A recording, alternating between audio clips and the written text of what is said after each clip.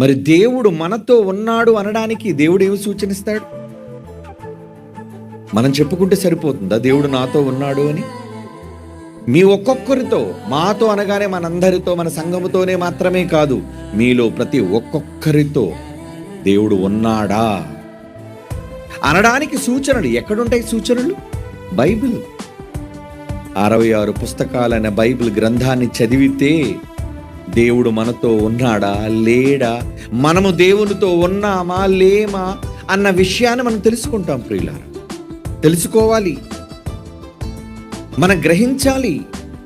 అందరి దగ్గర ఉండడు ఆయన. మీరు అనుకుంటున్నారేమో దేవుడు మా దగ్గర ఉంటాడు, నా దగ్గర ఉంటాడు, నా దగ్గర ఉంటాడని. ఉండడు. తనకు నచ్చిన వారి దగ్గరే ఉంటాడు ఆయన. తనకు నచ్చినట్లుగా ప్రవర్తించిన వారి దగ్గరే ఉంటాడు ఆయన.